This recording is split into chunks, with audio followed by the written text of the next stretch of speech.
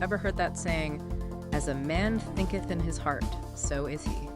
It's like one of those things you hear and it just kind of sticks with you. Yeah. But it also makes you wonder, like, what does it actually mean? Right. Well, that is exactly what we're going to dive into today. Absolutely. That idea is really at the heart of everything we're looking at. It is. It is. You've gathered a pretty impressive collection of stuff on this, too. I tried. All coming from, of course, As a Man Thinketh. Right. Yeah.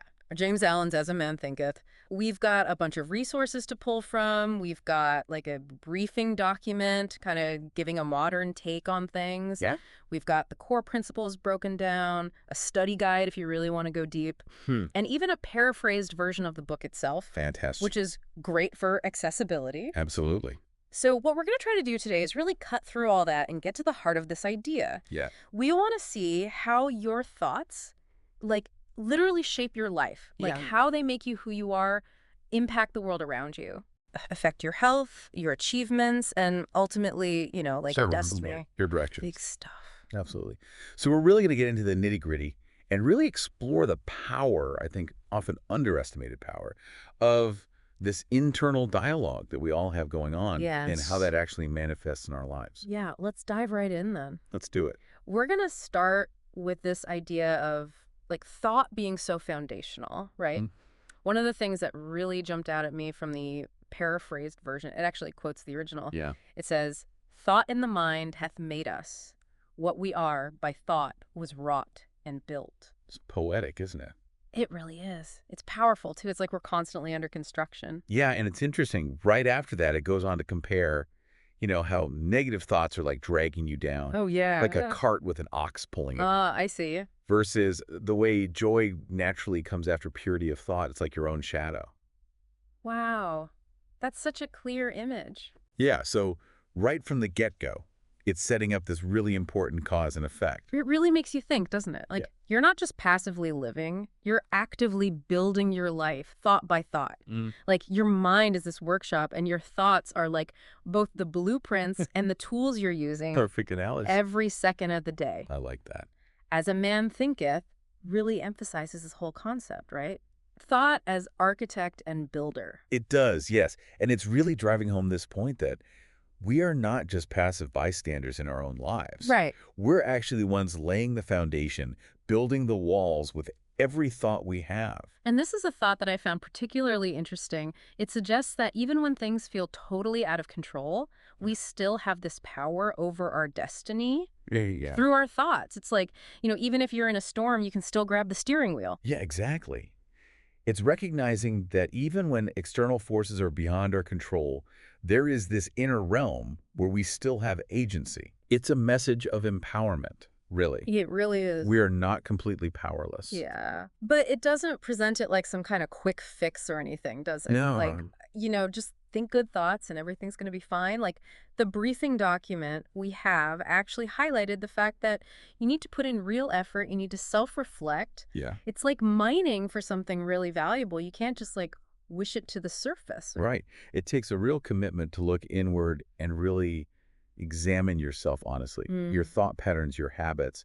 And the study guide we have actually goes into this in detail. It has prompts and questions you can use to go even deeper. It's a journey, not a destination, really. Okay, so we've talked about these individual thought seeds, right? Yeah. Now let's talk about what they grow into, Okay. which is our character.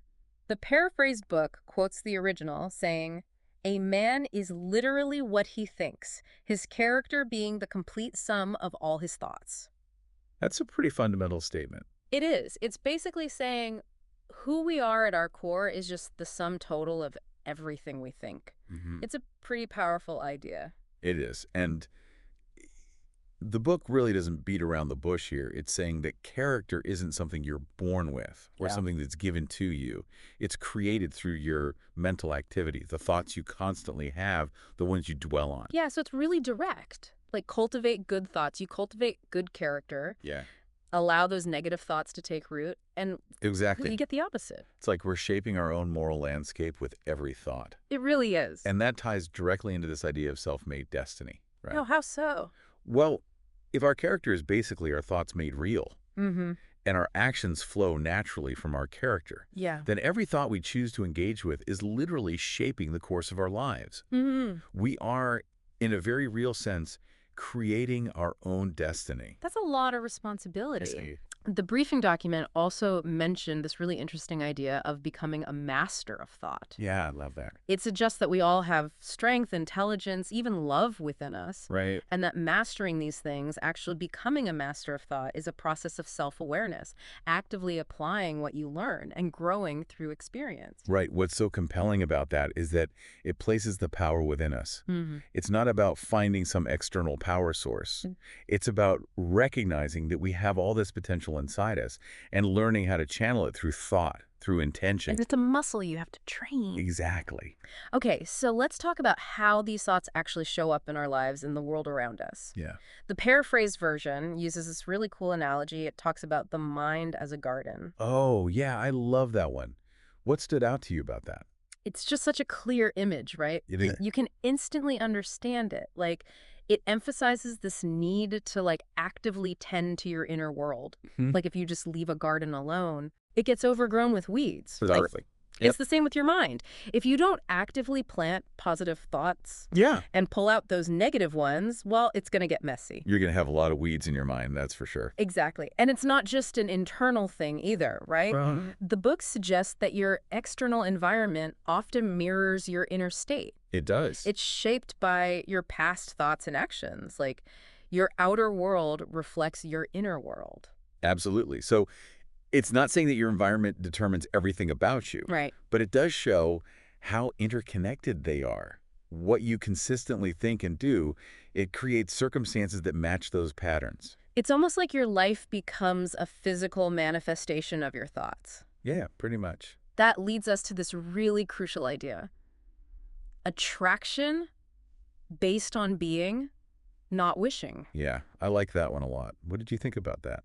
Well, we can all wish for good things to happen. Yeah. But if your thoughts and beliefs aren't aligned with those wishes, it's unlikely they'll come true. Exactly. It's about congruence, right? Right. Your thoughts, habits, actions, they all need to be working together with the outcomes you want. It can't just be a superficial wish. No, wishing is passive. You need to actually embody the qualities and the mindset you want. You have to become the kind of person who attracts those things naturally. Exactly. That's what brings real change. Now, the book also talks about suffering in a really interesting way. How so? It suggests that suffering often comes from a kind of misalignment within ourselves. Ah, okay. Like a disharmony with our true nature.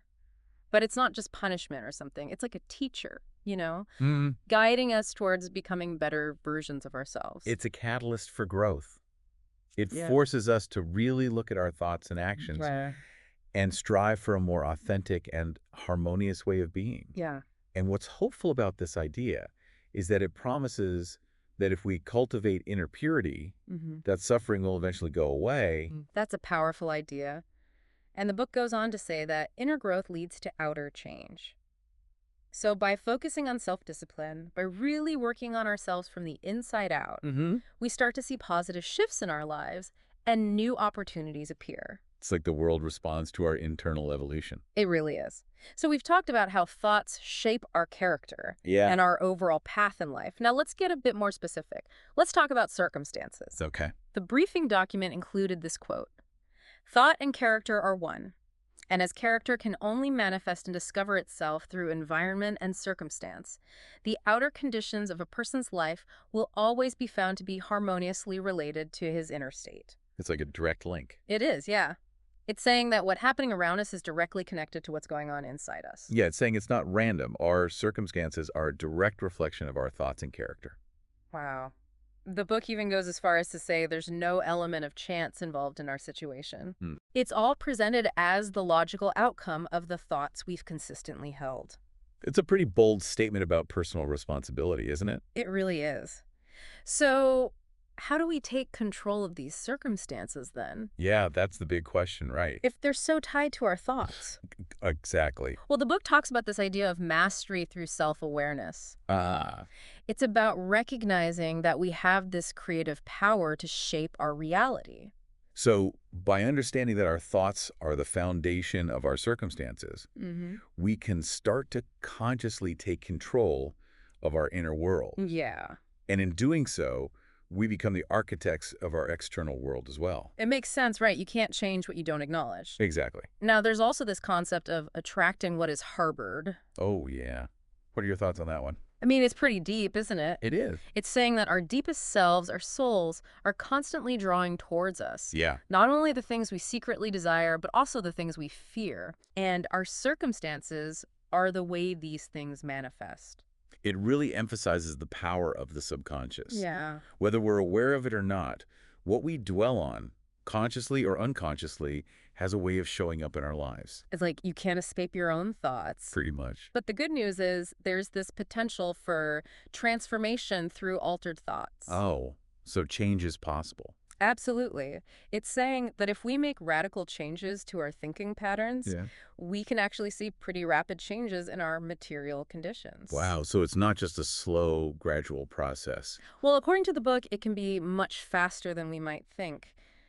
As those new thought patterns become habits, they reshape our circumstances. So it's about transforming our internal landscape Yeah. and letting that transformation ripple outward. Exactly. It's not about trying to force external events to change. Which can be very frustrating, right? Totally. It's about focusing on that inner shift and letting that naturally shape the world around you. I like that. It's what the book calls indirect shaping of circumstances. Fine. Like, it might seem like a small internal thing to just choose your thoughts. Yeah. But the book argues that it's the most powerful way to change your external reality. That's pretty amazing if you think about it. And it goes even further. It says that the universe responds to encouraged thoughts. Like, the fabric of reality itself aligns with the thoughts we consistently hold. Wow. It's almost like setting a powerful intention, and the universe conspires to help you achieve it. That's a really inspiring thought. It is, isn't it? It's like by focusing our mental energy, we open ourselves up to possibilities we might have missed otherwise. Right. It's about being in tune with, I don't know, like a deeper level of interconnectedness. Like our thoughts can actually influence the opportunities that come our way.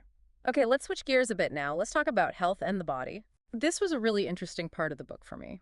The briefing document had this quote: "The body is the servant of the mind. It obeys the operations of the mind, whether they be deliberately chosen or automatically expressed." Really puts the mind in charge, doesn't it? It does, yeah. It's saying that our mental state has a huge impact on our physical well-being. Yeah, it's not just about diet and exercise. Right. It's saying that health and illness are rooted in thought. Mm-hmm. Negative thinking can actually cause physical problems. It can make you sick. That's what the book argues. It even says that things like fear and anxiety can be as harmful as a physical injury. Oh. It highlights how much stress and negative emotions can impact our bodies, weaken our immune system, and make us more susceptible to all sorts of illnesses. So it's a two-way street. Exactly. The book calls it the mind-body connection. Makes sense. And just like negative thoughts can hurt us, positive, strong, pure thoughts can make us healthier. Yeah. It's like, inner purity leads to outer well-being. So it's not just about treating illness when it happens. Right. It's about cultivating a clear, positive mind as the foundation for good health. Yeah, so it's really holistic, seeing mental and physical well-being as interconnected. Totally. It's like pure thoughts naturally lead to healthy habits, which lead to a strong body. So it's about being proactive. Yes. The advice is basically protect the mind to protect the body. I like that. Guard your mental space, cultivate positive thoughts, and you'll be healthier and even have more physical grace. Yeah, the mind is like the control center for the body. That's the idea, yeah. Yeah. And finally, the book talks about the amazing power of a cheerful mind as healer. Interesting. It's presented as a potent remedy, always available to us. Powerful stuff. It even suggests that goodwill towards others is the best antidote for sorrow. It reminds me of that anecdote in the book about the 96-year-old woman with a bright face Oh, yeah. versus the younger man with hardened features. It really shows you the long-term effects of our thought patterns. Yeah, like it's not just about how we feel in the moment. Right. It shapes our whole being. It affects our appearance, our energy, even our capacity for joy. Exactly. A positive mindset is a powerful force for both healing and well-being. Absolutely. Okay, let's move on to another really important topic, thought and purpose. Okay. The book is very clear about this. It says that purpose is key to accomplishment. Meaning you can't really expect to achieve anything significant if your thoughts aren't focused on a clear goal. Yeah, that makes sense. Like aimless drifting leads to, well, nowhere. And a lot of wasted time. And often to failure. And the book describes people who lack purpose as victims of worry, always battling anxieties, caught in self-pity, which it sees as signs of weakness. Yeah, it's like without a clear direction, you become more vulnerable to those negative thoughts and emotions. Exactly. So the book emphasizes focus and concentration. Right, having that clear purpose. Yeah. It says, and I'm going to quote this one because it's so powerful, "A man should conceive of a legitimate purpose in his heart and set out to accomplish it. He should make this purpose the centralizing point of his thoughts." I like that. So it's about having that focal point. Yeah, that rudder to steer your thoughts and actions. And even when you face setbacks, the book talks about building strength through effort. Like even small tasks done well can help you develop the focus you need for bigger achievements. Makes sense. It also says that even ingrained weakness can be overcome. Really? Through persistent right thinking. Wow, so it's never too late to change? That's the idea, yeah. And another crucial point is overcoming doubt and fear. Oh, yeah, those are big ones. They really are. The book describes them as these disintegrating forces that eat away at our efforts. It says the will to act comes from belief in yourself. That makes sense. And conquering those doubts and fears is essential to overcoming failure. It's about facing those internal obstacles head on. Yeah, and when you can do that, It can lead to something amazing. What's that? What the book calls thought allied with purpose, becoming a powerful creative force. Like when you connect your mental energy to a clear goal, and you do it fearlessly, wholeheartedly, it unleashes this incredible creative power to make your vision a reality. I love that idea. It's about channeling your thoughts with intention and conviction. Exactly. It's like the universe is waiting for you to get your mind right. And then magic happens. Right. Okay, let's get into the nuts and bolts of achievement now. Okay. The book says very directly that achievement is a result of thought. Okay, I'm listening. It argues that both our successes and our failures are a direct consequence of how we think. So it's all about personal responsibility. Absolutely. No excuses. And it really stresses this idea of self-help as the only true help. Meaning, while others can help guide and support you, the real work of transformation and achievement has to come from within. Right. No one can do it for you. Exactly. True strength is self-developed. Yeah, it's about taking ownership of your own growth. So the book advises us to lift thoughts for progress. Okay, I like that. Tell me more. It's saying that if we want to rise above our limitations, conquer challenges, and achieve our goals, we need to elevate our thinking, go beyond just basic desires. It's about aiming higher. Yes, and believing in our potential. I see. It also talks about sacrifice for success. Okay, so there's a cost involved. There often is. It suggests that progress requires us to let go of unproductive or even harmful thoughts. And to really focus on our main goals. So it's about prioritizing. Exactly. And the book says that worldly success is often directly proportional to our willingness to do this, to let go of mental clutter and distraction. So the more we focus, the more we achieve. That's the idea, yeah. And this is an interesting point. The book mentions this idea that virtue attracts favor.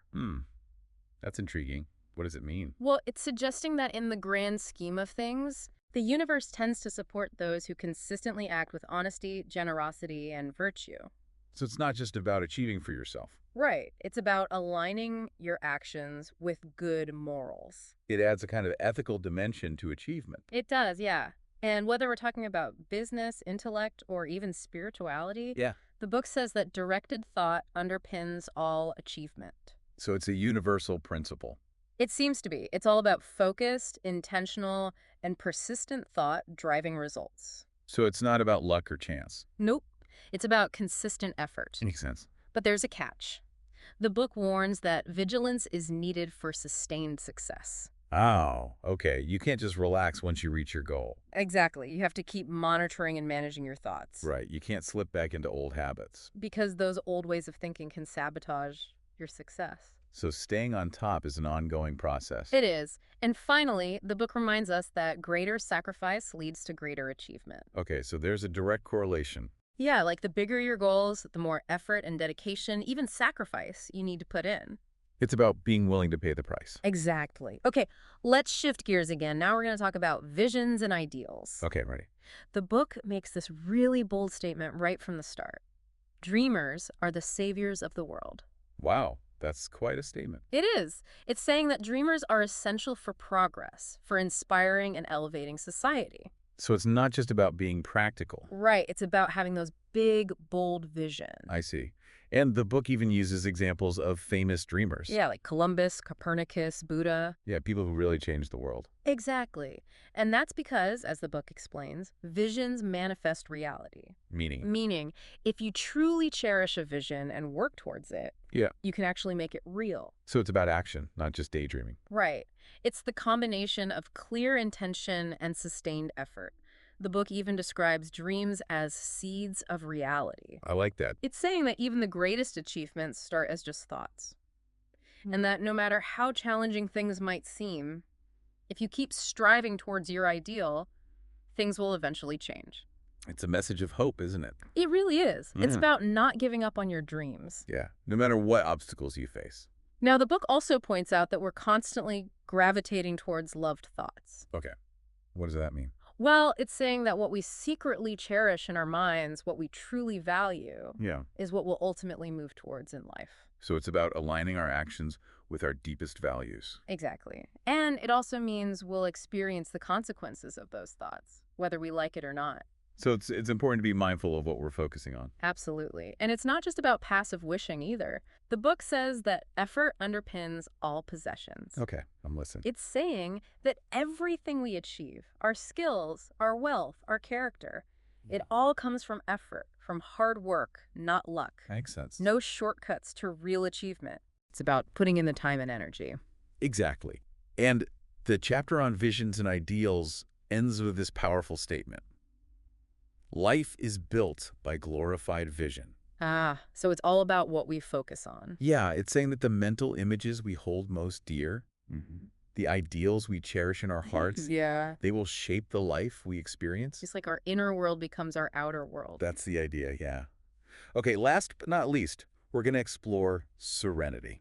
Okay, I'm ready. The book describes calmness as a jewel of wisdom.